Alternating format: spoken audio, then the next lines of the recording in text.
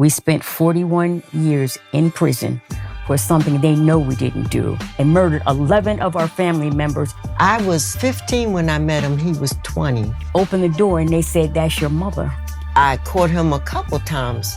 Nowhere for me to go to, so I started dibbling and dabbling in drugs. Just when I was letting it go and we were getting close, they killed him. And the produce truck fell on its side and started rolling towards us. Because she was 8 months pregnant and they were slamming her belly first into these big wooden tables that's nailed to the floor. Kicked her repeatedly in her vagina till she miscarried. Cops shot him back into a burning building. They threw me on the ground, and when I was able to sit up, I looked up the baby's, his head was crushed.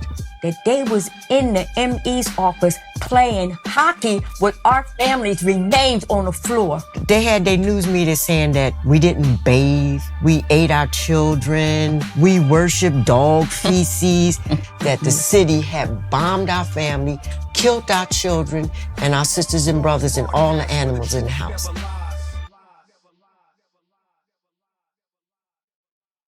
We are back with another episode of Scars. Today, I am sitting down with Miss Janine and Miss Janet Africa. How are you women doing? We're doing wonderful, thanks to John Africa. Yep, we're doing good. Awesome, awesome. Listen, please tell us a little bit about yourselves. Okay, so I'm Janine Africa. I am Minister of Education for John Africa's MOVE organization, and I am one of the MOVE 9 that was unjustly imprisoned in 1978 for the shooting of one cop with one bullet that we didn't do, and we were sentenced to 30 to 100 years each for a crime we didn't commit, and we just got released May 25th, 2019. I'm Janet Africa. I've been in MOVE since 1971. I was one of the MOVE 9 that was sent to jail 30 to 100 years for one cop that was shot one gun and one bullet. And 9 of us were sent to jail, sentenced 30 to 100 years. We spent 41 years in prison for something they know we didn't do. And here lately, when they've come out with different things about that shooting, they say they think the cop, Ramp, who was shot by friendly fire. But we know that we did not shoot that cop. We know that we did not deserve to spend 41 years in prison.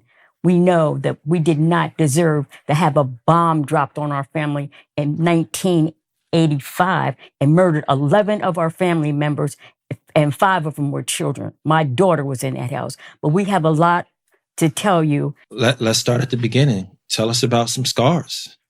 Well, the first scar that I experienced was I was what they call a latchkey kid.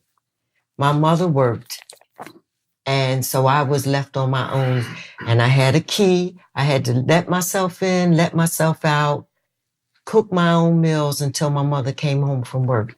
That scarred me because I really didn't have a mother, a father. My father was not murdered. He died in a motorcycle accident when I was like 13 months old. So I didn't have a father, and I really didn't have a mother because she had to work.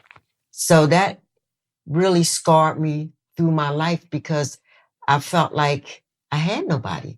I was left on my own, running the streets, and I was the youngest. I was the last of the children born, and the closest to my age was 5 years difference. So I was really like on my own with nobody.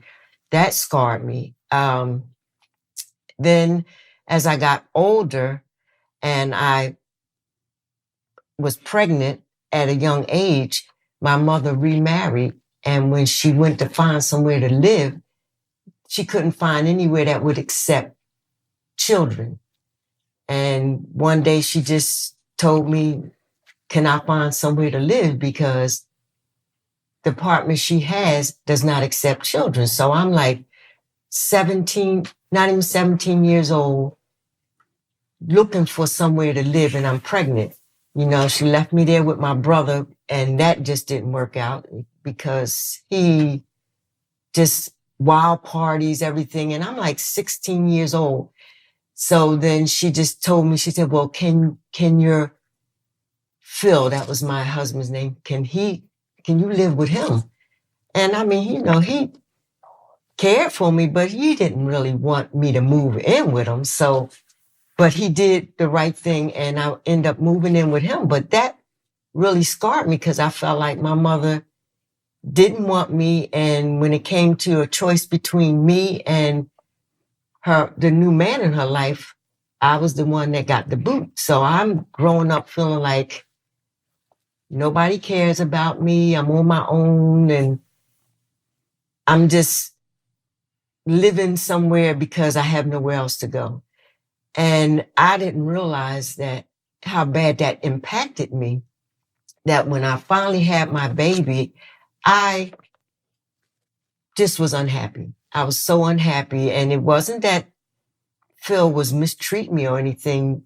It was just unhappy. And I started developing a condition in my throat. My breath would cut off. I couldn't eat, scared to eat. And I didn't know what was wrong with me. And I was going to doctor after doctor after doctor and test after test after test. And they told me after all these tests, they said, there's nothing wrong with you. That threw me over the roof because I'm like, what are you telling me? There's nothing wrong with me. My breath's cutting off. I'm scared to eat. I was losing weight and just a mess. And they said, well, we'll give you some drugs. And that really just, I was so depressed. I didn't know what to do. And what happened was I was walking down the street one day and I was going near the 16th district in West Philadelphia, and I heard people on a bullhorn. So I go over, follow the sound, and I get there and I see these wild looking people on a bullhorn. And I mean, their hair was all over the place. They was different from anything I had ever seen. So I'm standing there and I'm listening, and they were talking about the brutality of the 16th district and the different examples of how their family members were beat and things like that. And I'm listening. But what really attracted me and what really caught my attention was the women. I had never seen women like that. They were just on this bullhorn in front of this police district. And I mean, they were just so confident and assertive. And I'm just looking at them like everything I wasn't, wow. You know, and I'm just standing there looking at them. And I stayed for the whole demonstration. And after the demonstration, one of the sisters came over to me, YEARS Africa, and she started asking me what was my name, why was I there? And we got to talking, and she invited me to, I didn't know at the time that it was the movement at that time. They had study sessions at their headquarters in West Philadelphia twice a week, and she invited me. And I came there and I started hearing the teaching of John Africa. And it just kept drawing me back and drawing me back. And I had never heard anything like that. And John Africa was speaking to all the problems that I had or seen, and not just speaking to them, but giving solution to it. And I just kept coming around and getting involved in moves, activities. And eventually I was invited in as a family member. And at one point, John Africa just told me that I was a MOVE member now. And so I started being at family meetings. And one day at one of the family meetings, John Africa came over to me and started talking to me. And he said, how you doing? And I'm like, well, I'm all right. He said, how's your throat? And I'm like, my throat? And I'm like, oh my God. I had not had wow. an attack of any kind at all. And I didn't even realize it until he said, how's your throat? You know, and he just did so much for me. He cured that situation with my throat. I just was feeling real happy and confident. And I just realized, I'm like, oh, this is it. And so I just got involved in MOVE, and I started applying and following the teaching of John Africa. And a lot of the issues that I had before MOVE, although they still was like a residue there, I had something to heal it. You know, was no longer a open wound. You know, it was a scar, but it was a healed scar. And I just got so full, you know, that I realized what I had in John Africa. And that's when I made a decision. I said, I will never leave John Africa's teaching. I'll never leave the MOVE organization, because it just answered all the problems that I had and cured it. You know, I started becoming a good person, a good sister, a good mother, you know, and happy for the first time in my life, actually happy. I was raised by this woman that I called mommy. And one day, this lady knocked on the door and opened the door, and they said, "That's your mother." I said, "Huh?" You know, and I'm just a little girl. And it was like, I said, "But mommy." And she said, "That is your mother." So I started calling the woman that raised me Big Mommy, and the one that came and said she was my mother as Little Mommy. And that was something I think that really just knocked me off my feet as a very young child. And my second mommy, the one that they said was my real mother, she wasn't around much. Like, she would come by, but she didn't take care of me. She didn't. Only thing that I liked about her was that she could sing. And my other, who was really my aunt, the first one, she was my aunt, but she's the one that fed me, clothed me, and took care of me. And I had two brothers that were the same way. They were with me. It was us three. So my aunt that raised me, her husband preferred boys over girls. So my brothers, one was older than me and one was younger than me, they got a preferential treatment. And I got, like, not so hot because I was the girl. And my aunt doted on her husband. So whatever he did, she went for it. Mm-hmm. At the time, I was so young, I didn't know that. But when she would go out and I would be sitting in the window waiting for her to come back, and my theme song as a little girl, this was before I was even in school, I would sit there and rock, "Nobody loves me." No, I mean, a little girl, and I can remember that to this day. And I carried that with me all my life until I came in to MOVE. All the involvement that I had with men in my life coming up as a little girl, they weren't good. And the men who were hooked up with women that I was associated with as a child, they were no good.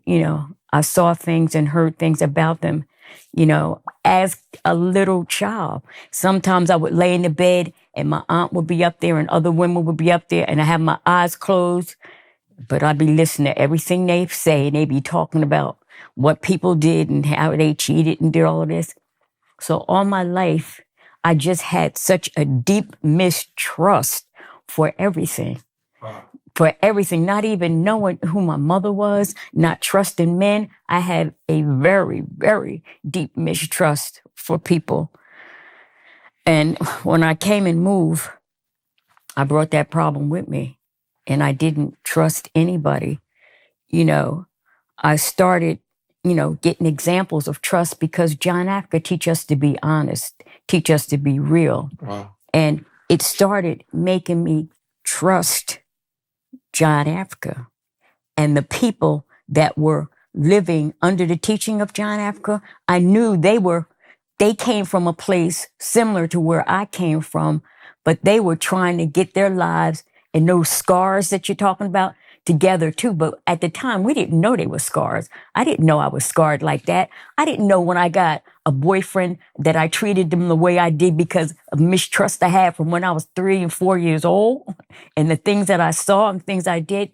Those things were explained to me by John Africa. That is what made me understand what was causing me to be the way that I was. My sister Alberta would say, "You never laugh. You never cry. You don't have much expression at all." And I explained to her why I was like that, well, after it was explained to me and why I understood. but I was so dead, just had no emotions because based on what I had went through.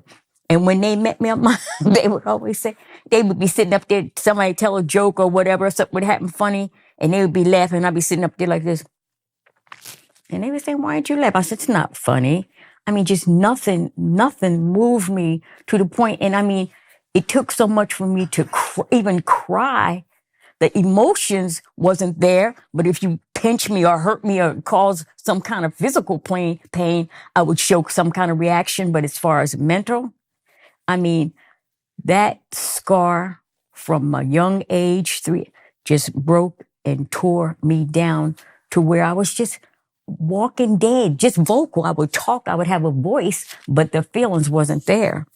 And when I came around Move, I remember very distinctly that John Africa lived not far from me, like doors down from me. I didn't know who John Africa was, but I remember seeing this man every day, seeing him with dogs, and it was just a compelling thing that drew me to. I called the coordinator, John Africa. And after a while, it was just such familiarity, not even with words, voice or nothing, that I would look for John Africa. I was married to Delbert, and he lived with me, and we lived a couple of doors down. And we started even conversing about, did you see that man with the dogs today? I said, no, we didn't see him. He had locks, and he had dogs following. And it was just a feeling that compelled us to want to see. That vibration that was coming from the coordinator and John Africa was just pulling us that way. It's like we had no control over that personally ourselves, but that compelling thing that drew us to John Africa. Then one day, he walked up to me and said, where's Delbert? And I go in shock, because we never spoke before. I said, oh, he's not around right now. Do you want me to give him a message? And he said, yeah. And I told Delbert about it.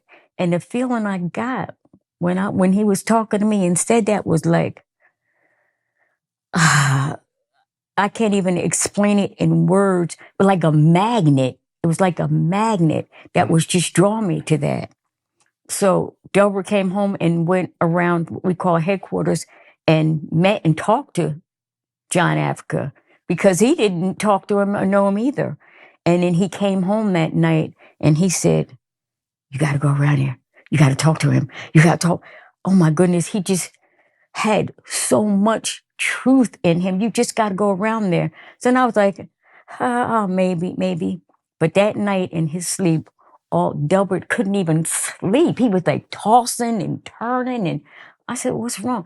Just that day of speaking to John Africa and John Africa giving him all that information, he was so wound up, like just wanting to get more and get me to it, that he couldn't even sleep good.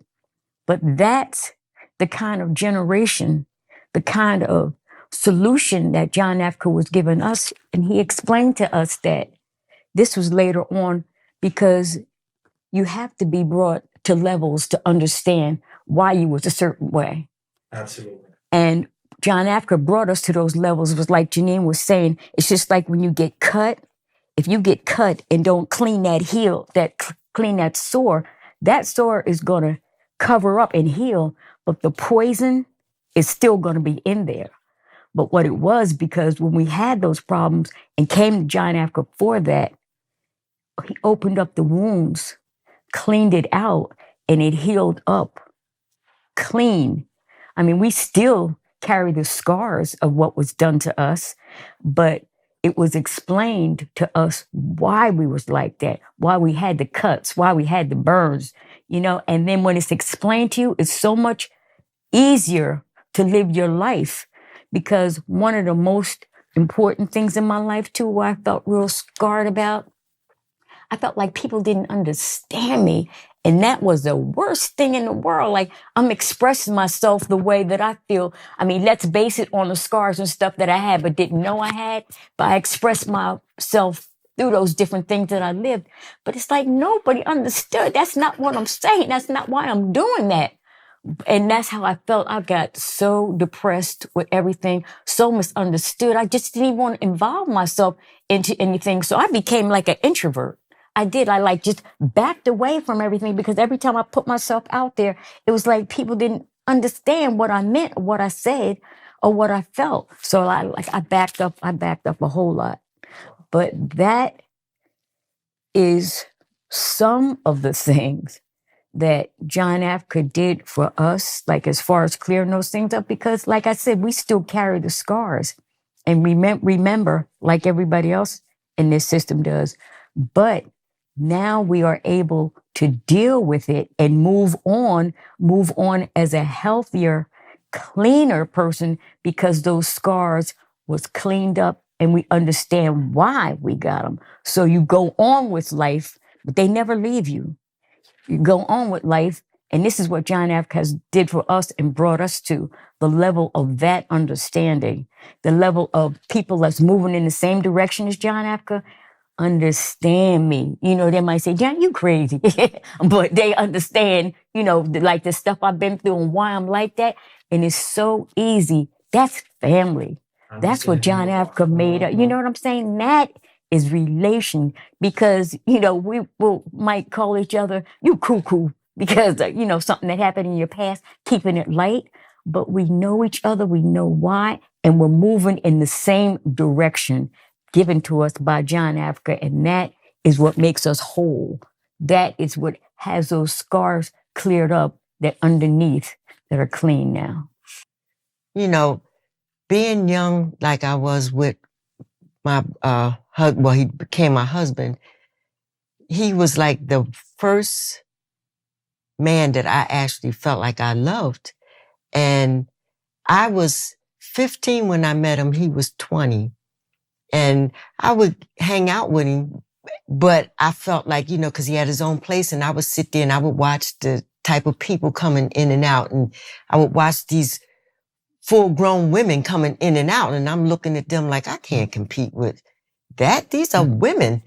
So when he finally said, you know, let's hook up, I kept saying no. And he was like, why not? I said, listen, I'm 15, you're 20. You have your own place.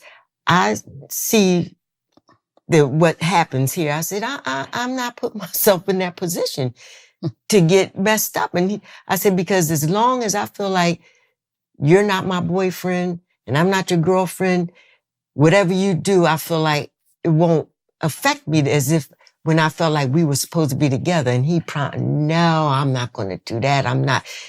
I think the fact that I kept saying no just really made him adamant about it. And so like for a year, he just kept pursuing this. And I did have feelings for him. So finally, he wore me down. Finally, I said, okay, I'll hook up with you. And it seemed like as soon as I said that, not too long after that, that's when I start noticing the change. And I caught him a couple times cheating on me and kept it going. And that scarred me because it is true what they say. The first person that you feel like is your first love, that's something that just hurts you to the core.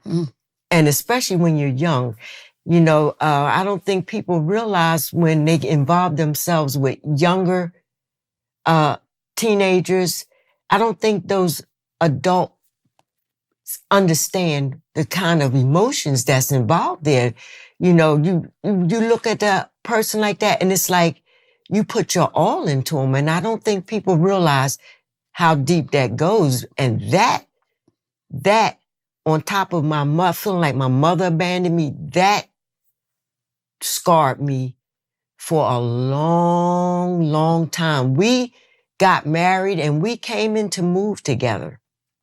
And John Africa had to work with me really hard because I wouldn't let it go. I felt like I couldn't let it go, but I couldn't let him go.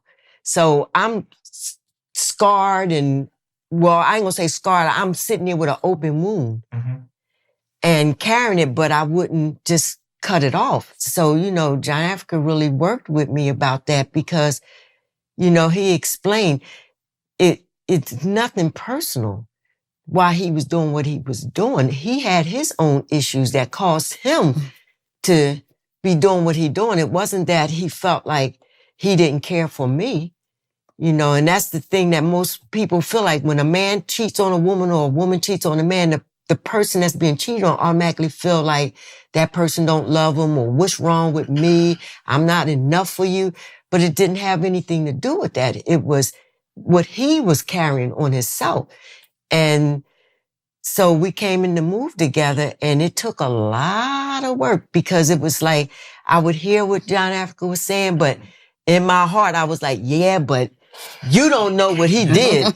You don't know what he did. And I was really like, cause I was one of them people, I ain't gonna say was, and one of them people that when I get a grudge, I don't let it go. And I'll hold it till you in the grave, you know? And so John Africa had to really work hard with me and explain and get me to see it was nothing personal. He was going through stuff. He didn't know what he was doing. He did the best he could for him. And it took a long time because I gave him the blues. I made him pay for every time he cheated on me coming and move because he tried hard and he wasn't doing that anymore. And he was trying to make it up to me, but I was so unforgiving. I was like just chopping him down every chance I got. And John had to really, really work with me and get me to see that he was not trying to hurt me. He just didn't know no other way, you know, and that was a scar. It took me a long time to start letting that go. And the thing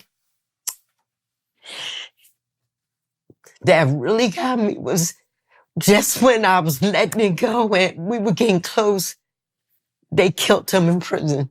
Wow. So I never got to see him and we never got to share that. And, you know, but that's a scar and it's healing, but it's hard because I felt like just when we were getting there, they killed him in prison. But that's...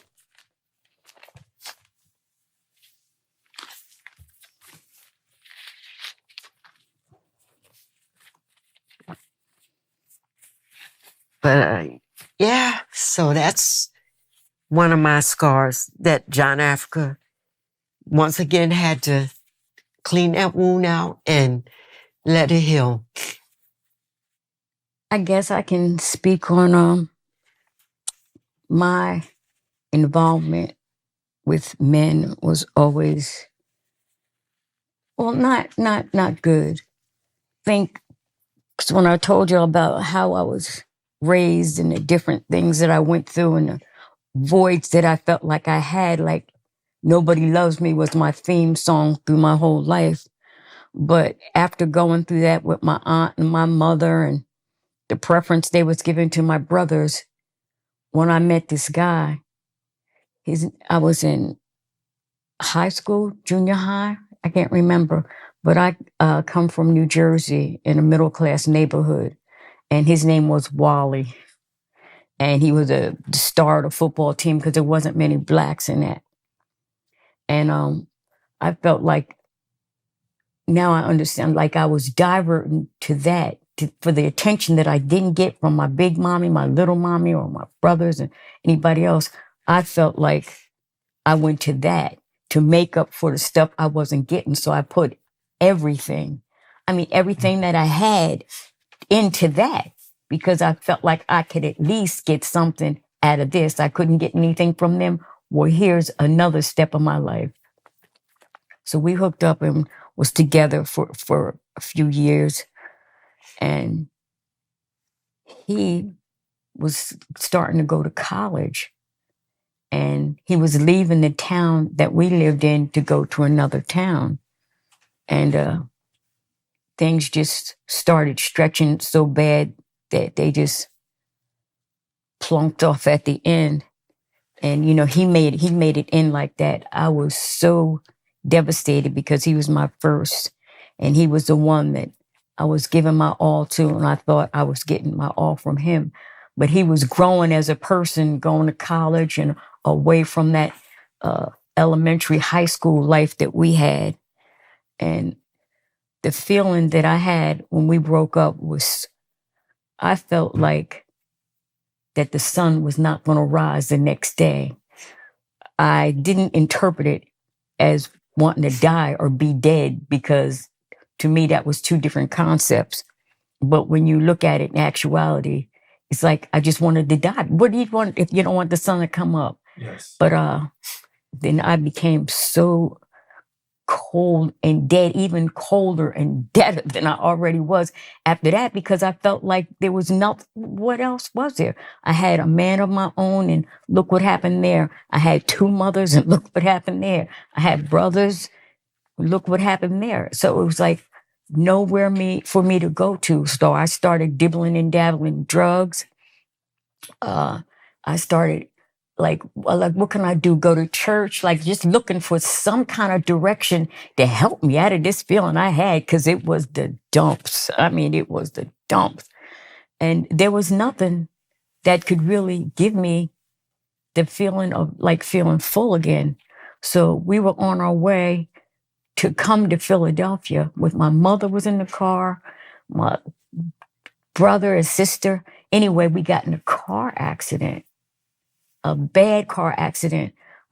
It was a produce truck that was coming this way, and we were going this way. And the produce truck fell on its side and started rolling like towards us. I said, "Mommy, Mommy." And she put her hands up like that and started mumbling some words in tongue. And the car got smashed on the top, and all the windows and everything was blown out. But we got out of that car and was able to get in the ambulance and go to the hospital.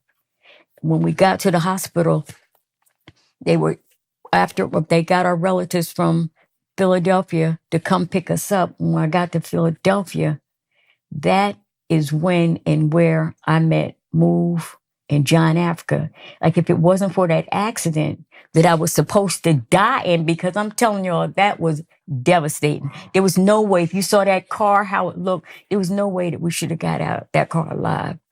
That is what brought me to Move, what brought me to John Africa. But anyway, to get back to the thing about the men, after that thing happened with me and Wally, it's just the mistrust that I had for men. And it could never, even if they didn't do anything to me, because that devastated me so bad that. So when I did come around Move and, met the women and met the men, the feeling I told you I had. But based on how I felt about men, the work that it took for me to trust and love John Africa had to be so powerful and so strong, because of all the things that I had been through and the way that I felt about men. It's just so absolute for people to think, or if you can relate yourself to a mistrusting thing that you've had or done or been around, to turn it all the way around where you can trust, love, and believe.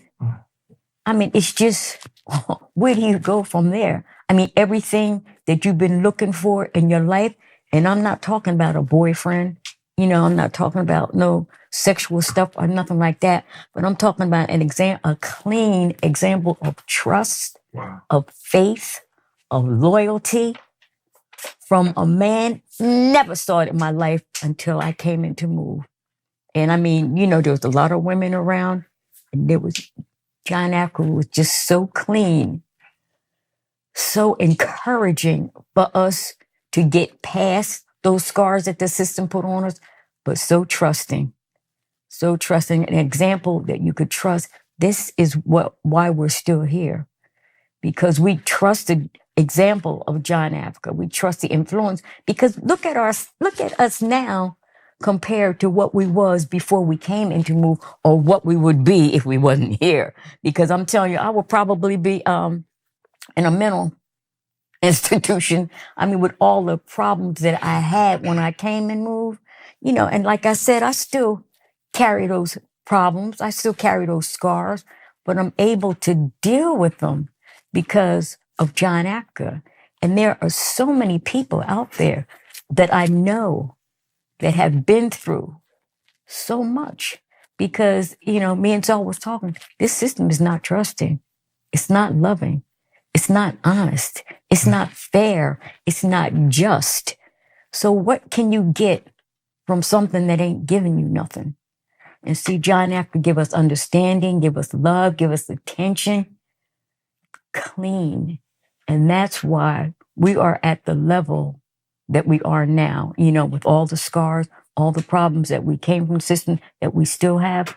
We have the ability to work past that and be, I don't want to use the word normal, and be strong, be healthy, and able to give other people the same direction we got so they can be better. We want people to know that it was because of John Africa's teaching that we were able to go through everything we've been through and survive it. And even to the point of the police brutality, being in Move's work, we confronted corrupt politicians, animal abuse, worked with people with substance abuse, with gang members, pregnant teens.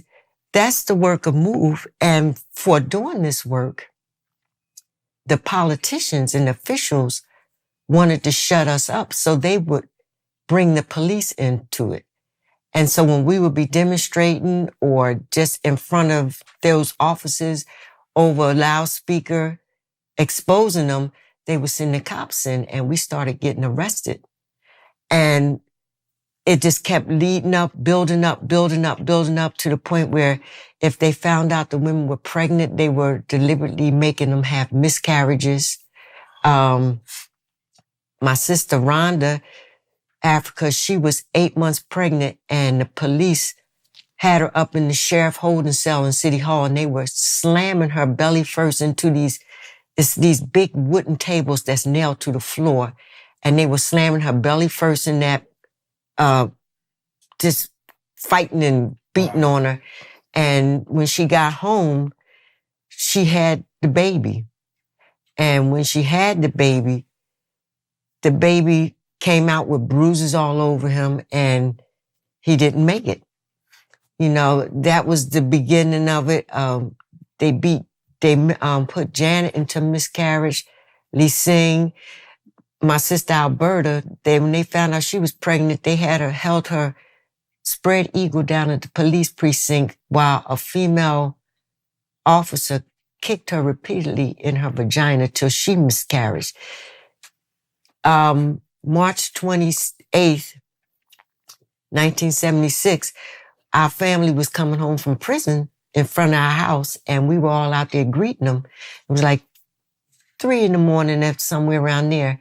And the cops pulled up, no lights, quiet, just pulled up and came out and said, we had a call about a fight out here. And my brother Chucky Africa was saying it's just us here, Move people. We're greeting our family home from prison. They just got out.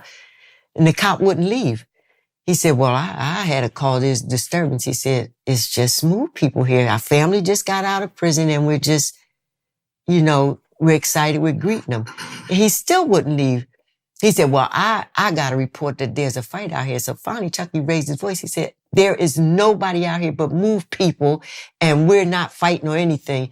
And the minute Chucky said that, them cops came out from all the cars swinging black jacks and nightsticks. And I was standing in front of my husband and they took me and I was holding my 3-week-old baby, Life Africa. They threw me on the ground and stomped over me to get to my husband. And when I was able to sit up, I looked up at the baby's, his head was crushed. And I just panicked and I ran in the house and they found, I can't even really remember how I got in the house for real. But they came down and found me in the basement and I was just sitting there holding the baby and they tried to get the baby from me because it was obvious that he was dead. And, they tried to deny that it was a baby, but the neighbors came out and they said, no, she had a baby. And they were saying, well, he must have been sick or something. They said, no, he was just out here the day before. We was talking to her, touching him, nothing wrong with that baby. So, through all of this beating, they arrested some of the MOVE men that they had beaten, broken their arms and stuff. And they went in front of the judge, Myrna Marshall. And while they was in front of her, they was telling them about the fight and how the baby was murdered. So she said, well, produce the body of the baby. And, they was like, no, we're not giving you the baby's body because you already tried to lie and say there was no baby or tried to say he died from some kind of sickness or something. We know what would happen if we turned the baby's body over to you. So what they did was they sent me away from headquarters for the day, and they had clergymen, state representatives, news media, officials come in the house and view the body of the baby, took pictures and everything. And then when they went back for the next court case, they presented the pictures to Myrna Marshall. And she said, well, pictures is not enough evidence for me to press charges. So what she did was, instead of pressing charges on the cops, she just dismissed all the charges against MOVE people. Now, this is the same judge that after we was attacked August 8th, 1978, and on trial for murder, they destroyed the house. They tore the house down. They tore up everything in the house. And what they did was they presented pictures of the house and said, this is the evidence to prove that they killed this cop. This same judge that said the pictures of my baby was not enough for her to take action said that the city preserved evidence by taking pictures, and those pictures was enough to hold us over for murder. Yep. Because based on their legality, once they tore that house down, they wasn't supposed to be able to hold us for trial. That's why all the lawyers they assigned to our case were saying, oh, y'all not going to trial. Y'all going home because they destroyed the whole crime scene. And she said, these pictures is enough, and held us over for trial, and the cop Ramp, first of all, we found out he was on desk duty because he was involved in something, investigation. Either he was going to tell on some dirty cops or he was a dirty cop because he was on desk duty. They found out that morning of August 8th, they pulled him off his desk duty and said, come on, you're going out to the MOVE compound. We're getting ready to attack. And he was so ready to kill somebody. He didn't even think about, well, wait a minute, why, I'm on desk duty. Why are you taking me out there now? And he was facing us, standing above ground. We were in the basement. He was shot in the back of the head and the bullet traveled downward. So, even if we had been shooting, we couldn't have shot him. And that's why they knew something was wrong. They tried to change the autopsy reports and everything in the courtroom.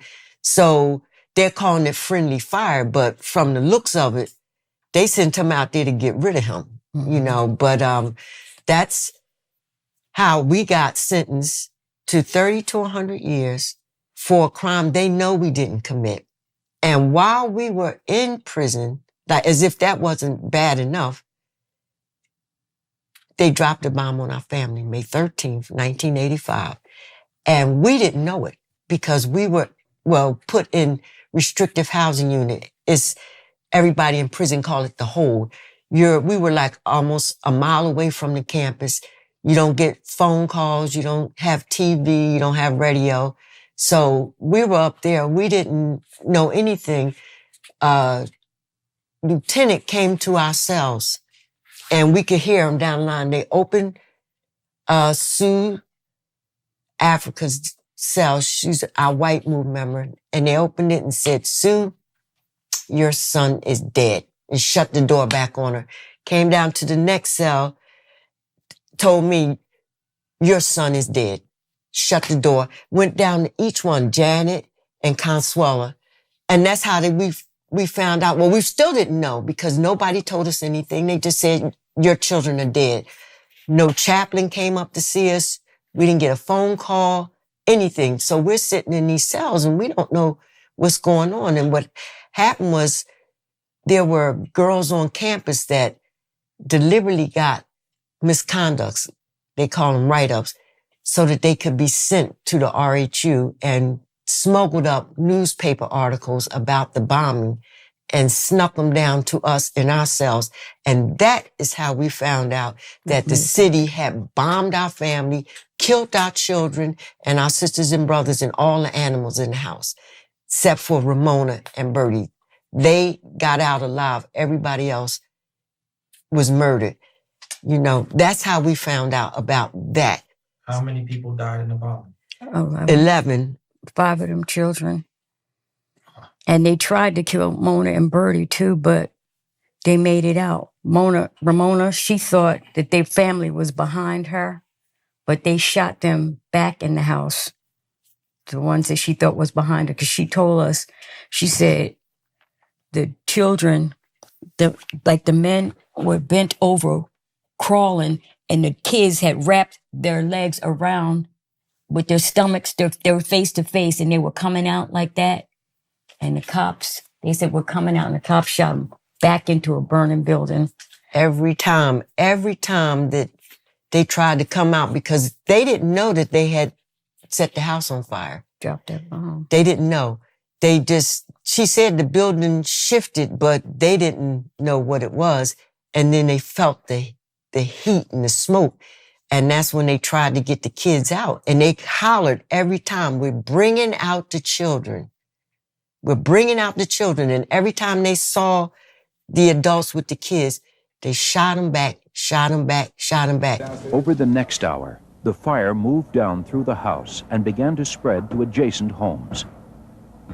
It wasn't until 90 minutes after the fire started that MOVE members tried to escape.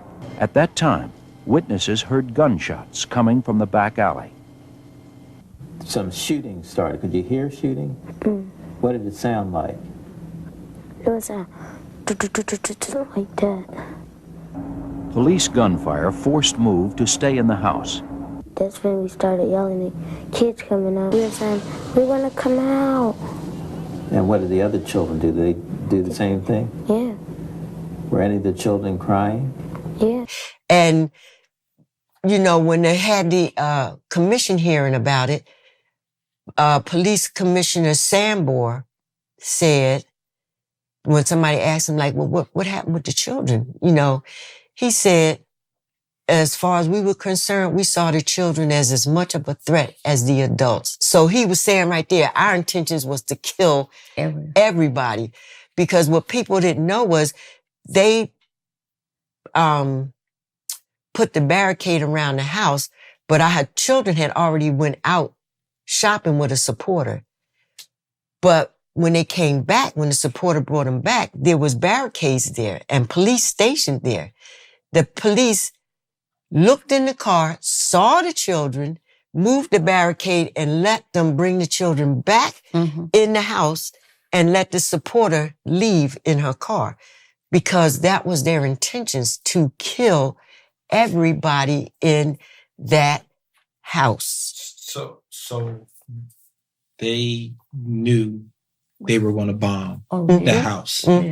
They saw kids not in the house, on their way home from shopping, move the barricade and let them in. They get those kids in that house. Yeah, so they could deliberately kill everybody in that house. But it was the power of John Africa, the power of God, that allowed Mona and Bertie to get out that house to tell everybody, so let everybody know what happened during that day, because they would have been able to lie and cover it up and everything. Because when Mona told us about how things were there, she said the flames were so hot. She has scar burns down her leg and her arm. She said she never touched, or fire never touched her. Just the heat from all the fire had burnt her skin as she was coming out. Yeah, and that's because what happened was when they attacked us August 8th, 1978, they thought they had killed us in the house. And as we were coming out, a police they videotaped the whole thing. And when they played the tape in court, you could hear the police in the background laughing as each of us came out to oh, look at that little mother. Because women came out with the children and they were laughing and laughing. And then as more of us came out, you could hear the cop in the background saying, what did them MFers do? Dig a hole? Like they were getting angry because they thought that they had killed us. You know, shooting in the house. Oh, they almost tore the house down on top of us. They started from the 3rd floor, punching out the windows and walls, worked their way down, tore the porch up, the fence up all the way that was around the house, busted out all the windows. So there were long basement windows on each side of the house and the front of the house. Police were lined up all around the house, lined up in the apartments facing our house on all floors, on the roofs of the houses across from our house, came and drilled a hole in the 1st floor of the house so that they could see down in the basement because we were all in the basement. They searched the house, tore the house apart first, and realized we was in the basement. So they sawed a big hole in the 1st floor, and you could see the cops up there with rifles, about four or five cops pointing with rifles down into the basement. And you could see the cops lined up in the basement windows on the streets, sitting there plain as day. I mean, we could see them face to face, and they're sitting there with rifles. And they shot so many rounds in there that they tore up the cement pillars that was the support beams in the basement. You know, I was sitting there holding my baby, and I could see the sparks hitting the walls beside me, just hitting from the bullets. And they poured in all this water from deluge guns, not hoses, but the big guns they stand on. They put the hose on, and it's like a gun. And it was shooting so much water, so powerful. They was picking up the 6 feet long railroad ties that was part of our fence and shoot them back in the house like toothpicks. You know, they put in smoke, tear gas. They put some type of explosion in there because we could feel the house shift. And people that testified later on and came to visit us said they could see the whole house shift like that. And when we saw pictures of the inside of the basement, half of the steps to come out of the basement was blown away. You know, I could tell about the amount of water from the deluge guns that they put in there. I'm 5 feet tall, and the water came up to here on me. And I had 2 children, one standing on, I was standing up like this with bent knees so they could have something to support them because otherwise they would drown. And the water was just coming up higher, higher. They started shooting tear gas, all different kinds of, I don't know, whatever kind of chemical it was. And the children started crying, and the gas, whatever it was, would burn your nose, burn your eyes and everything. And I'm telling you, it was so strong that I felt like I couldn't breathe, and I was going. And when I felt like I was about to take my last breath and lose consciousness, it seemed like the air just cleared where I was able to breathe, like take a deep breath and see, because you couldn't see your hand in front of your face. The babies were so quiet. You didn't even know that they was in there. So, you know, if I'm feeling like this, I'm saying, damn, how is a young child feeling? And the men, we were still sitting there until we could hear the men saying, get the women and children out. And the thing that really got us, we was dumbfounded. They brought the film into court and they played it. And at the time that they were shooting and everything, we was like, that's when we came out the house. So we were like, how did we not get shot? You know? And so that's why when they came at our family May 13th, 1985. That's why they came with a bomb, because all the stuff they did August 8th, 1978 didn't kill us, and they wanted to finish the job. They wanted to make sure that MOVE people didn't come out alive this time, which is why they gave the order once the building was on fire. They gave, was it O'Neill? The fireman chief out there, the commissioner, they told him, he gave the order, do not put the fire out. And the firemen were like, they were like, what? He said, don't put no water on that building. They let that place burn, and that's how they ended up burning 64 houses, because they gave the order, do not put the fire out. Down the block, very predictable. They wanted to make sure that MOVE people didn't get out alive this time. And that combination of gas and smoke that they put in on us in 1978 with the children in the basement, when we went to court, they said that was shots ring out, followed by a barrage of police gunfire. That was deliberate to try to kill us while we was in the basement, and they couldn't do that. So when we came out and they kept on shooting, I mean, the one officer that started shooting when we came out the house got on the stand. He was a sharpshooter and said that he loaded his gun, started shooting at us, and nobody got killed by it. When his thing got empty, he loaded and shot some more. And they never killed anybody. Delbert got shot, and he came out the side window. When he came out the side window, there was 3 cops standing there. One took a helmet and hit him on, swung it hard as he can. And this is all on film, y'all. And hit him on the head with it. Another one took a rifle butt and hit him up here on it. And it just knocked him down on the ground. When he got on the ground, they kicked and stomped him like nobody's business. And these are not words. These are people can see it on camera. And that was the last time that Del had went out. We didn't know what happened to him. We seen him sing that video.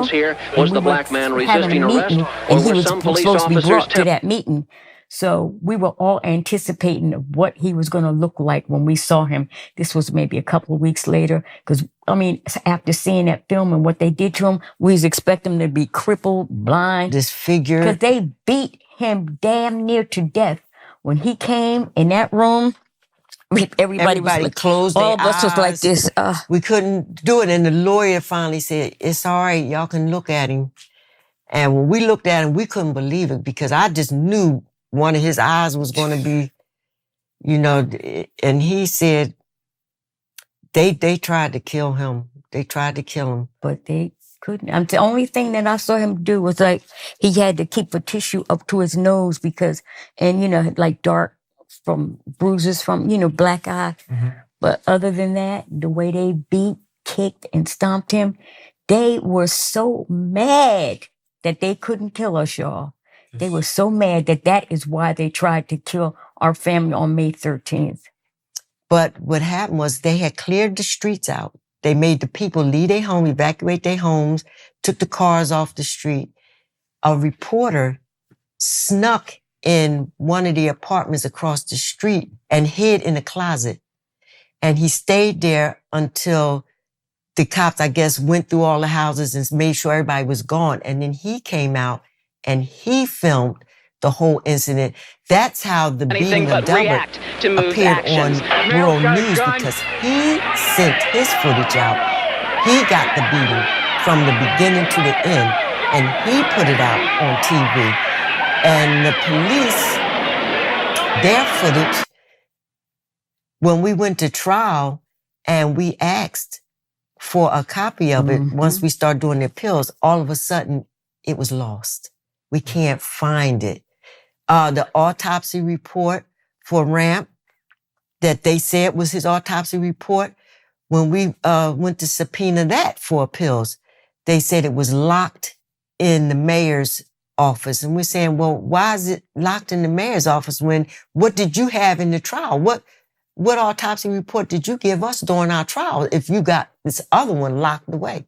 So it's a lot going on. And then there was, she was a student. The 2 females, they were students. Karen Palmer, they did a video of leading all the way up to August 8th and on August 8th. Her video, they use a lot. It's our family had it. They use it in different documentaries. It's the August 8th attack, and she has one. And she's still in touch with us, and her is one of the best versions of the actual event of that day. They went on and on about this great scene that the first time the crime was filmed from beginning to end. But on the video, they're narrating, the cop is narrating and saying Police Commissioner O'Neill is being handed a gun from inside the building. But on the video, it's showing him passing guns into the building. Into the building. And when we asked for that tape for our appeals, all of a sudden they can't find it. It disappeared. When I came out and got arrested, I didn't see anybody else. And they put me in a paddy wagon by myself and took me to the roundhouse. And I was in a cell by myself. And 3 cops was standing in front of my cell, and they were talking. And the one cop was pointing to the back of his neck and saying, yeah, went in there, and he pointed down and across, and he said, oh, and he's dead. And I thought they was talking about one of my moved brothers. So I was really upset. And then I heard them talking, and I realized everybody was alive. But during the trials and the hearings, I realized they was talking about Ramp, off the officer Ramp, that he got shot in the back of the head. The bullet traveled downward, and it was no way that we could have done that. And they knew it too, because during the hearings, the DA he changed the direction on the autopsy report. The autopsy report said right.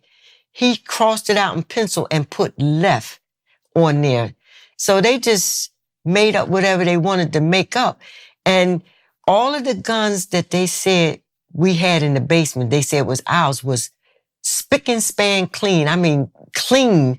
But all of us was covered head to toe in mud, because the deluge hoses they used was slinging the mud and dirt from outside back in on us. The clothes that we had on, they brought in the court as evidence, was hard and caked with mud. So how is all of the guns that you saying we had in the house clean as a whistle? And then we even asked them, well, where's the pictures? You got pictures, but where's the pictures of the guns in the house? I mean, they couldn't explain. I mean, you didn't take a picture of where you found each gun in the house. There's not one picture that during that trial where there's a gun inside of the house. So, I mean, I'm not a cop. I know you were supposed to take pictures of everything, where you found it, tag it, label it, or whatever. Not one picture, not one. And we found out that the gun that they saying, type of gun that shot Ramp, the police had. So the lawyers asked the police to turn over those weapons. They never turned over the weapons that had the same caliber as the bullet that they're saying he was shot with. Wow.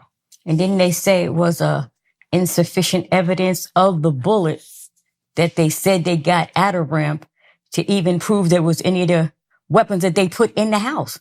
They couldn't even tell you where the bullet came from. Yeah, they said the test was inconclusive. Inconclusive, that's what so it was. When the lawyers said, well, we want the bullet fragments so that we can have our own independent test. Oh, it's not enough. It's not enough fragments left to do that. And that, we made it through that because of our belief. The strength of John Africa's teaching. We clung to that, and that carried us through 41 years of prison, being innocent, and then having to witness the murder of our family, our children.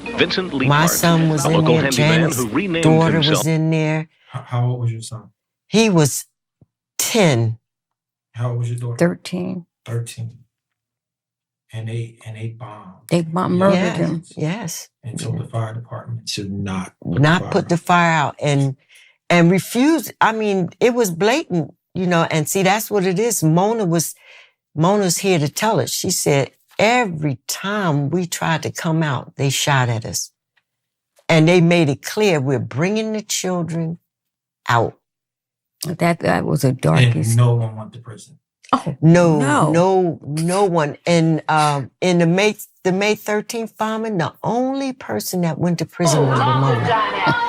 In late May 1985, yes, she was the only one went to prison. And for aggravated assault, the jury resisting found arrest, her guilty, recklessly endangering another person, conspiracy, and started doing interviews, and a couple of them started crying. They said, the only reason why we found you guilty, Ramona guilty, was because the judge, which he had no right to do, before the jury went to deliberate, he told them, don't worry, both sides are going to be held accountable for this. So that's why they found Mona guilty, because they thought that it was going to be another trial and the officials involved in this were going to And the jury came out and said it. She said, if we didn't know this, we would have never found her guilty. But that judge had no right to even say that to the jury, because for real, he influenced them. They would have went on their feelings and they would not have found Ramona guilty. Well, she got guilty of causing a catastrophe. Causing a catastrophe. Of being bombed. Being bombed. Yeah. It didn't say of being bombed. It just said, exactly. Yeah. She caused it. We come from all walks of life. John Africa brought us from all walks of life. You know, you got people that were professors, musicians, nurses, housewives. You got some people that was into the criminal life. We just came from every walk of life. And John Africa was able to take all of these diverse people and pull them together into one fist. Yeah. One fist to aim at this system.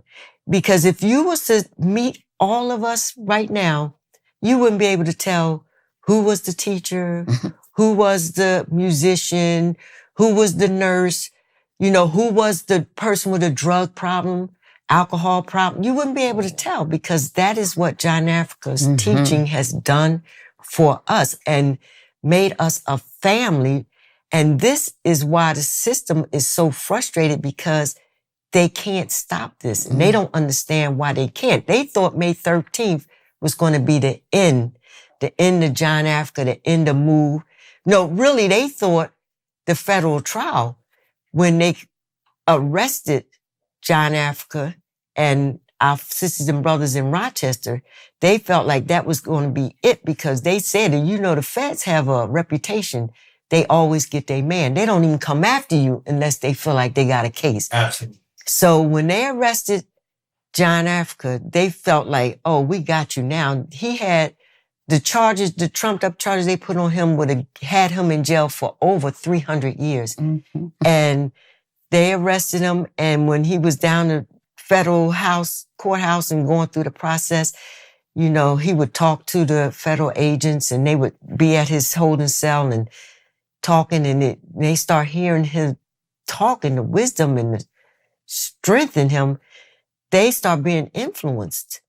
And they was like, they wasn't looking at him like a criminal anymore. They was looking at him like, whoa, talk to me and help me out.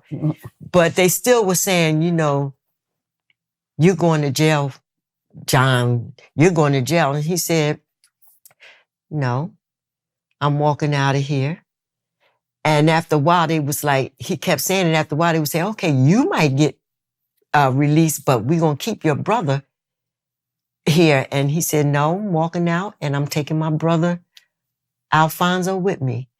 And the day of his verdict, he was acquitted of every charge, and he took his brother Alfonso with him. But they thought they had him. They felt like this is the end of MOVE. We got John Africa. He never coming out of prison.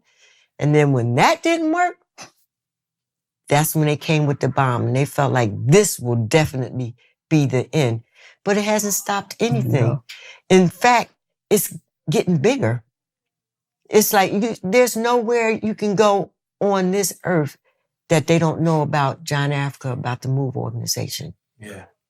And at that point, I just wanted to talk about Mumia, our brother Mumia Abu Jamal. He was a reporter at the time, and he used to come up to the prison and interview us and ask us questions. He met John Africa, and he was influenced by John Africa's wisdom, and he was doing reports on us and talking about the courts.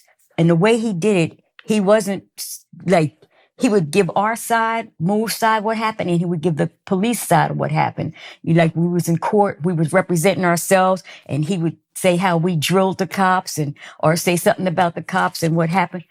But he didn't slant it either way. Mm-hmm. They came at him. They blackballed him and did everything because they usually have reporters in their hip pocket, this government, this system. They could not get Mumia in their hip pocket to slant anything against MOVE or for them. They shut him down. He worked at WNPR, was it NPR? Mm-hmm. They shut him down, blackballed him because of it. And not only that, they accused him of killing a cop. He was at work driving a cab, and an incident happened, and a policeman got shot. Mumia was driving a cab, and they charged him with the murder of that cop.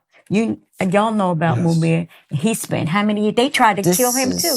But because he was in support of MOVE, they tried to shut him up because he was on that radio every day talking about the court case that he had come to every day and how it was. He was given a fair analysis, and they didn't want that because they're not used to that. They ended up putting him in jail and giving him life in prison for the killing of that cop that he did not do. All the years we've been in support of Mumia, because he's been in support of us and John Africa for all these years, and Mumia is innocent, and we fighting for him and going to keep on fighting for him. That's how Mumia got involved, and we got involved with Mumia. Because John Africa exposes this whole system, no favoritism, we'll just go after this politician or this facet. John Africa says the whole system is corrupt, is a disease, and he was exposing every facet of it. And we were demonstrating, bringing public attention to it, and they couldn't stop us. They beat us, they arrested us, they killed our babies, they tried everything. And they couldn't stop us. They even tried to bribe us because they knew the work we were doing in the communities, and they were saying, we'll give you federal funding so that you could get places for the pregnant teens and all of that if you would stop demonstrating. And see, you can't use our belief against us to bribe us to stop. And we would not stop. It didn't matter what they came with. We wouldn't stop. So they felt like this was the only way they could stop us, was to kill us. Because they felt like MOVE through John Africa's teaching was a threat. Because John Africa was exposing the legal system, the police system. We even demonstrated against circus what they did to animals. And we just exposed every facet of this system. This is how people made their money in the system, like having people believe that this system is one way when it's not. And then John Africa exposing it and bringing it out to people. Money people, they wasn't going to have that. They wanted to shut us up, shut us down, get rid of us because they would lose support. People would start changing and coming MOVE's way, coming John Africa's way. That's what revolution is about. Not talking about no guns, but people would see that this government, this system was nothing but a farce, nothing but a way to take your money, to not brainwash you, but brain confuse you about what life really is. So they saw John Africa as a threat to their system. They were going to lose their money. They weren't going to lose their kids' college money for tuition for college, the wonderful cars, the big homes. They wasn't about that. So they got their cops, the in-between that stands the rich, the poor, and in the middle. They got their in the middles to do what they did to MOVE, and try to justify it by saying we was this and we was that, we was the other, to justify what this system and this government wanted to do to us. They wasn't going to come out and say John Africa's a threat. They tried to make it look like we was crazy. But when they were the ones that's just manipulating people, just moving them around the way they want to do it, and they knew if people came to their senses and got enough information, enough examples about this system, people would stop supporting this system. And you know they're not going to have that. And the lengths that they go to stop it is some of the examples you see what they did to us. But they still haven't stopped us. You know, we're a little older now. We don't hit the pavement like we used to, but we put out information. We talk to people. We do interviews and everything to put out information. So people, we're not saying come to move, but at least give them the ability to protect themselves from this system, from this government, to know what's happening with you, because you can do that. Because, see, we're the example, you know, and that's why they worked hard to discourage people from listening to John Africa. They had their news media saying that we didn't bathe, we ate our children, we worship dog feces. They was putting all of this out, and people was like, oh my God, they're crazy. I'm not listening to them. And it was a deliberate thing, because this system, you know, this system always tell you, and you hear people say all the time, you can't beat the system. It's too big. And this is the best you're going to get. If you don't like this, what if you was over in Russia and over, this is the best. But John Africa, through the example of MOVE and his teaching, showed people, no, you don't have to accept this. There is something better. And we were the example. You know, we came and MOVE. We stopped even getting colds, you know, and our children were so healthy and well balanced mentally that at one point we sent our children down to Virginia because we were told that the police was going to do a major attack on our home. So we sent all of our children, except for the breastfeeding babies, down to Virginia. They were called the Seat of Wisdom. We sent them there with a few of our sisters to keep them out of this.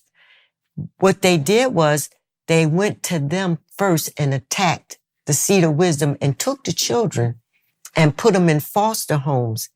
And they tried to take them away from MOVE.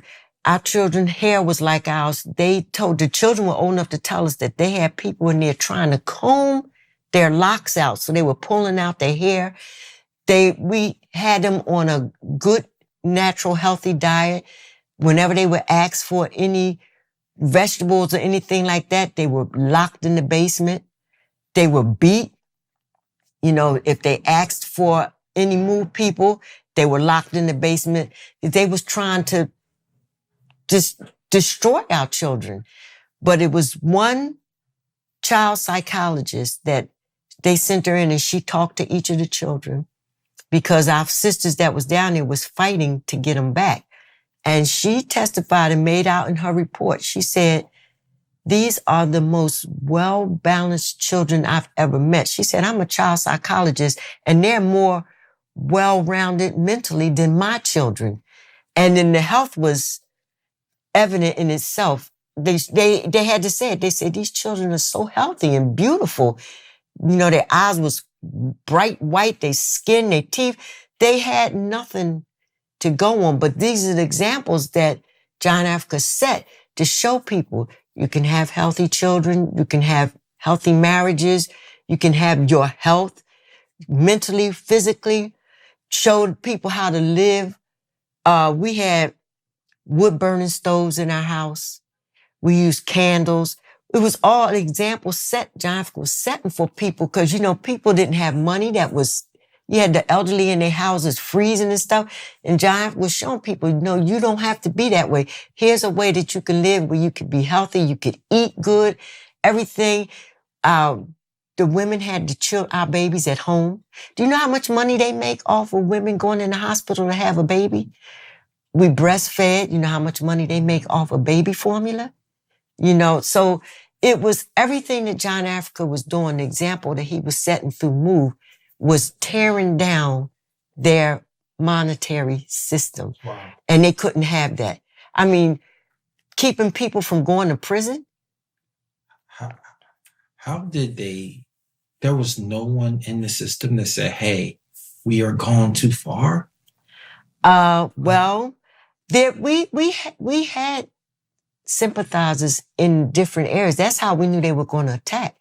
They called us, like they weren't going to put themselves out there and lose their job or whatever, but that's the kind of things they did. They called us and said they are sitting here planning a major attack on y'all. They had built in the parking lot behind the police district, they had made a copy of our house, built up a makeshift copy, like a what do you call it? A model. Yeah, a model of our house, and was practicing all the stuff they were going to do to us there. That was in the court notes. Yeah. In the court notes that they had tried, to see what they could do, what would work. What wouldn't work. And there's people that felt that way, but they, they couldn't put themselves out there. Like when we were found guilty and sentenced, there were lawyers that talked amongst themselves and they were upset.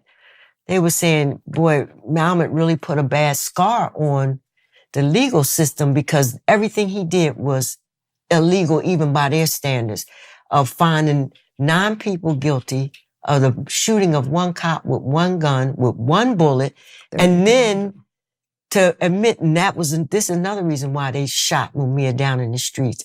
Mumia called into the radio program that this judge was on, the Frank Ford show, and he didn't say his name, but everybody knows that voice is unmistakable. And he was just really grilling this judge, grilling him. So finally he just said, well, who shot Officer Ramp? And the judge tried to just gloss over it. Mia just kept on pressing. He said, yeah, but who shot Officer Ramp? Finally, Malmet just snapped out. He said, I don't know who shot him. It was somebody in that house. He said, you don't know who shot this man, and you sent 9 people to prison for 30 to 100 years? And that was it. That was the last. He said they acted as a family. Yeah, he said, well, he said that in our case, the sentencing. He said they always said they're a family, so I'm going to sentence them as a family. He got shot in the back of the head. That's bullet traveling down. Because they had to have and y'all were in the basement. Yes. And they knew y'all were in the basement. And that's why they just tore the house down, because they didn't want people to see how much they tried to kill us, and they didn't want people to see that it was impossible for us to have shot that cop. So they destroyed, flattened it out, and did it against a judge's court order, because the lawyers in the case went to this judge, Judge Williams, and told him, because they knew that the cops was going to plan on tearing the house down. And he said, he put an order out, and a stay order, and told them not to tear that house down. They did it anyway. They tore the house down anyway. Did it anyway. So, a cop that was on death duty. Yeah. Brought him in. He didn't, from the video they showed us that they said was Ramp, he was standing by the telephone pole in front of our house, leaning against it just as casual as you want, with his hand on his hip, turned his hat backwards. No flak jacket on or nothing. He's just standing out there in the open, looking over, enjoying himself as they attack us, So, yeah, and how about that part of the film that showed that? But when it came to the shooting, it went like blank, fuzzy. Nothing. So you don't never see him get shot. But all the footage up until then, you do not see nothing after. Nothing. Yeah. And then once he gets shot, it comes back on. Once he gets shot, it comes back on. And we got proof. Yeah, he's just laying there. Got proof. You guys did 42 years? 41 years. Yeah. For something that we did. Both of y'all. Yeah. Yeah, it was 9 of us. My sister Merle, they killed her in prison. My husband, Phil Africa, they killed him in prison. And Delbert, you might as well say they killed him because they messed him up. They gave him cancer and all kind of stuff. And when he came out, oh my God, we took him to doctors out here. And the doctor that examined him, when he finished examining him, he was in tears. And when we was talking to him, they was like, why are you crying? He said, because I can't believe what they did to him in prison. He said, there was no way that he should be sick like this. It's no way. He said, I can't believe the things they did, and I can't believe the things that they didn't do for him in there. He said, it's no way he should have been like this. And he didn't last 6 months when he got out. He died. Same with Chucky Africa, because it was 9 of us. And now it's just down to the 3 of us, me, Janet, and Edward Africa. Oh, yeah, because there's no way that they can get around it. And when we would confront them in the courtrooms, they would get so angry because they couldn't defend what they were saying. They would hold us in contempt and throw us in jail for that, because that was or have some police come in there and beat us up because they had no way out. When you're in a conversation with somebody and you lock that person down out of excuses, they come with something else. And that's what they always came with, locking us up, contempt, or bringing cops in to beat us up, to divert it and make people think that, our conduct resulted in them having to do that. And people felt justified with it, like Janine said. They made us appear like we was the dirtiest scum on the earth, to have people say, God, well, they like that, huh? They deserve what they got. We had women tell us that after we were arrested August 8th and we were in the House of Correction, we would come out to go to court. And when we were coming out, the girls were looking at us like we were scum and talking about, you did this to your children and you did this and you did that. And we said, where did you get that from? The news media said it. And I mean, we had to almost come to blows with these girls, but we just used the wisdom of John Africa to just break it down and put that truth out there. And then they started seeing it, and they was like, but the news media said, of course, but we just looked, we looked at and we said, okay, all right, the news media said that, but look at us. Do we look like we haven't washed in 3 years, 4 years? Showed them our teeth. We said, do our teeth look like we did not brush our teeth for 3 and 4 years? And if we ate our babies, where did all those children come from that they took from in the arrest? It's like they don't think of those things. And even our dogs, they took our dogs August 8th and they had them in the pound. And they had a whole program about our dogs on WNPR because the dogs, they saw it. They said, these are some of the most healthiest animals. And you could tell they were well loved. They was getting depressed and grieving because they had taken them from us. They did a whole program, a whole show on our dogs. They didn't eat. They wouldn't refuse to eat. They wouldn't do anything because they were grieving. But I mean, they even had to admit that our dogs was healthy and well loved. So our children, and what we would do with our children, but this is the extremes. And really, everybody need to ask that question. Why did this government go to such extremes with the MOVE organization? We didn't have murder charges. We never raped anybody. We never robbed anybody. We weren't terrorizing the neighborhood. So what would make them go to the lengths they went to drop a bomb and let a whole neighborhood burn to the ground? Shoot kids. Yes. What is it? Yes. What? Like, they need to answer that. Why did you do that? Nobody's really demanding this of them. Explain yourself. Why did you do this? So, I mean, and you could see we're talking and but you have to look at us. I'm 69 years old. Janet is 75 years old. In a couple of days. And I mean, just look at us. Do we look like we have been beat down? Everybody had their own homes. We had a headquarters at 33rd and Poughton. Now, there were some members that lived in there, but even the members that lived in there, they each had their own separate apartment in the headquarters. And we tried to live as simple as possible, you know, the electricity and the gas, especially for the children's sake and the animals' sake. You know, we used candles a lot, wood-burning stoves, and we would all come there all day together, and we'd all watch the children, take turns watching the children. The children stayed together all day long together.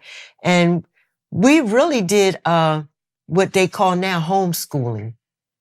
So that's what we did with our children. We taught our children everything, the teaching of John Africa and what they needed to survive in this system, about life, you know, taking care. We ended up with a lot of animals only because we'd be walking down the street and we would see a starving dog. I mean, one dog was so hungry.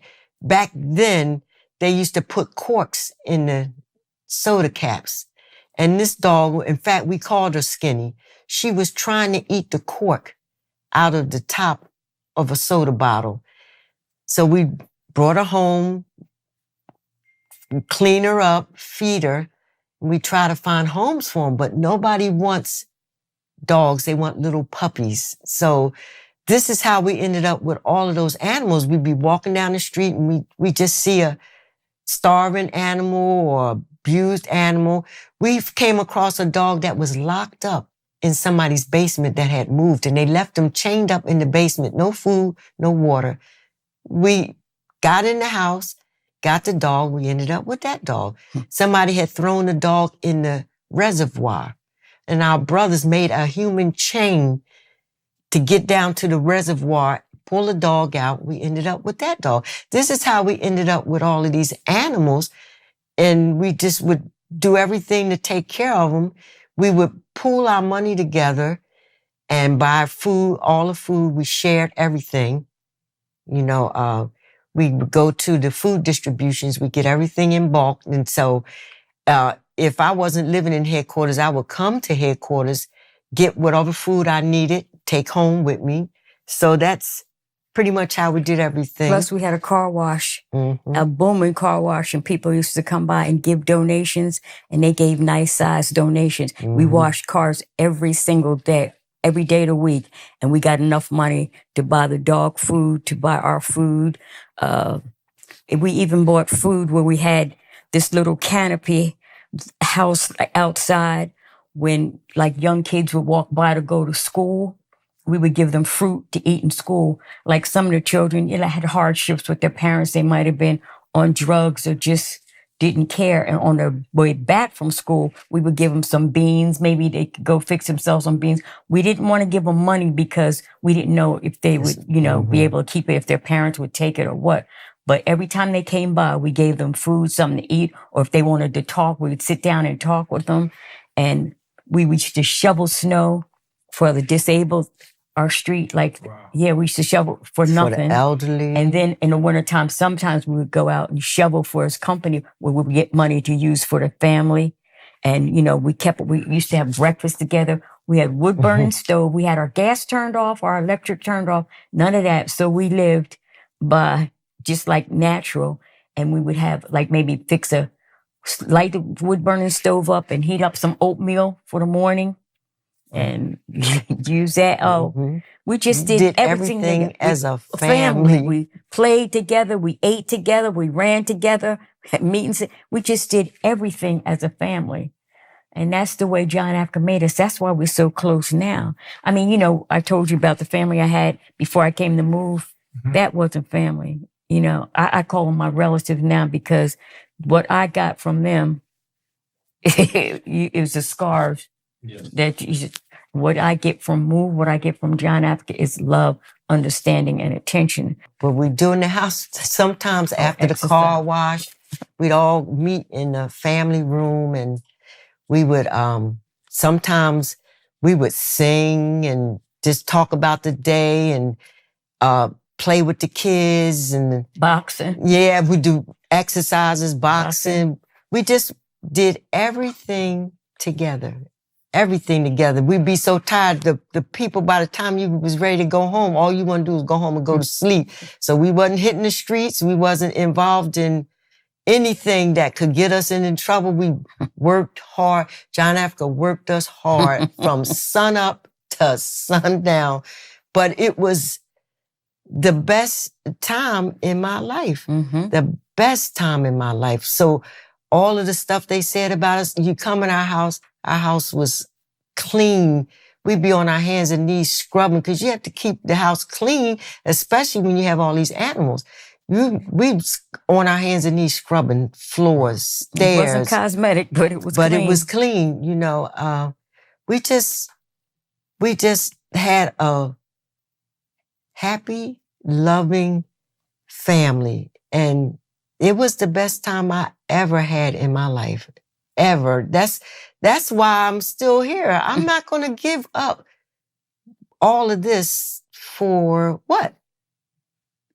Despite what they did May 13th, it's still not over. We found out after 36 years from May 13th, it was the 36th anniversary of it, we found out that they still had remains of our children. Penn Museum and, I can't remember, but I know Penn Museum and it was another college. They were using the remains of our children to teach forensic classes. Yeah, forensic classes, you know, to see how people get killed and all of that. Keeping them in a box in a metal file cabinet. 36 years later. Who gave permission for that? No, none of us, nobody. None of us. Based on what they told people when this happened in 1985, they told people that they released the remains to different relatives that was out there. So as far as we knew, everybody, somebody's family members or whatever, took the bodies and stuff and they were laid to rest. So 36 years later, we're finding out something completely different. And then when it was stumbled upon accidentally, what it was Penn Museum was being investigated for having the skulls of indigenous people in their storage. And they were fighting to get these remains released back to the indigenous people. And they stumbled across the remains of our Move family and they exposed the whole situation. Yeah. And so once it was exposed, our sister Consuela, they said they had the remains of her daughter, Katricia. We call her Tree. So we got those remains, but it was just too much for Consuela. It really literally killed her having to deal with this. She died. Right after hearing about that. And you guys don't know where the remains are? 30 your kids? No. 39 years later, they tell me, Penn Museum, they call me and tell me that they found remains of my daughter, Delisha. This is how I find out about it. Meanwhile, a couple of years before that, that's when they had this thing, people come out and they said they had found remains of Tree. So, it's unbelievable. You don't know what to believe, but 39 years later, y'all, they come out and hit me with this. We found remains of your daughter. And they send me a list of what parts of the remains that they found. And, it's like they won't let it end. People that worked in the ME office told us that after May 13th and they had the remains, that they was in the ME's office playing hockey with our family's remains on the floor. Yeah. And this is things that we had to put up. They won't let our family rest in peace. They won't let us rest in peace because all the things that they've done to us, they can't drop a bomb on us no more. They can't shoot us no more. They can't send us to jail for 41 years. So now they're going to play these mind games, you know, like, how many times are you going to tell me that you have my daughter's remains? Well, where are they? Where are they? I mean, because they saying they have remains. I don't believe anything that they tell me, but if I have remains of anybody's, I'm going to rest them where they should be rested. But they have remains of our children. They sent them to other colleges. They used them for experiment, played games with them, and then expect us to respect this system. You know, our family gave their lives for us. Their lives. And we are willing to give our lives back for what they did with them. Were you able to find where your son is that died in the bombing? No, because they still, we don't know what, who's, where, when, because they keep coming up with a different story. This story has changed at least 5 times about the remains, when you initially said that they were all taken care of. So I don't know where. So you guys have loved ones that y'all don't know where? No. Mm-mm. I want to thank you, Miss Janine and Miss Janet, for coming out and sharing with us today at SCARS. Thank you for watching this episode of SCARS. Please take the time to do your own research. Look into this MOVE story. We out, Jay. Scars on the surface, but they deeper within. Every stitch is a chapter, every break is a win. From the pain we ascend, like the phoenix we rise. Scars podcast where the truth never lies.